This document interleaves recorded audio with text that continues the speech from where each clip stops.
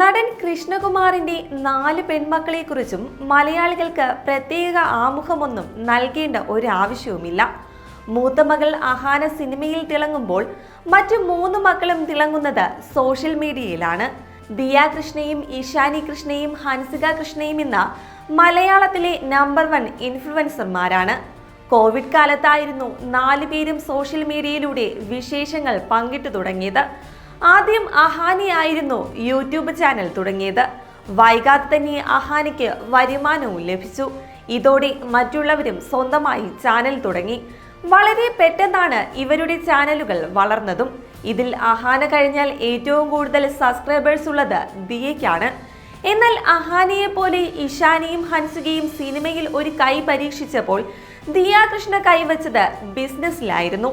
Social മീഡിയയ്ക്കൊപ്പം തന്നെ OBOC എന്ന പേരിലാണ് ദിയ തന്റെ ബിസിനസ്സുകൾ തുടങ്ങിയത്.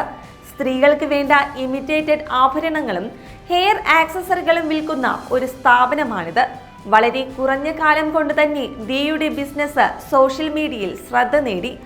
വിവാഹത്തിന് മുൻപ് തന്നെ ദിയ തന്റെ ആഭരണ ബിസിനസ് സോഷ്യൽ മീഡിയയിലൂടെ ആരംഭിച്ചിരുന്നു. എന്നാൽ വിവാഹത്തിന് ശേഷമാണ് തിരുവനന്തപുരത്ത് സ്വന്തമായി ഒരു ഷോപ്പ് തന്നെ ആരംഭിക്കുന്നത്. ഓൺലൈൻ കച്ചവടം പൊടി പൊടിച്ചതുപോലെ തന്നെ ഓഫ്ലൈൻ കച്ചവടവും മികച്ച രീതിയിലാണ് പോകുന്നത്. എന്നാൽ ഇപ്പോഴിതാ സോഷ്യൽ മീഡിയയിൽ ചർച്ചയാകുന്നത് ദിയ കൃഷ്ണയുടെ വരുമാനത്തെ പറ്റിയാണ്. യൂട്യൂബിൽ നിന്നും ബിസിനസ്സിൽ നിന്നൊക്കെയുമായി ഉയർന്ന വരുമാനം തന്നെയാണ് ഈ 27കാരി സമ്പാദിക്കുന്നത്. 1.2 മില്യൺ സബ്സ്ക്രൈബേഴ്സ് ഉള്ള യൂട്യൂബ് ചാനലാണ് ദിയയുടേത്.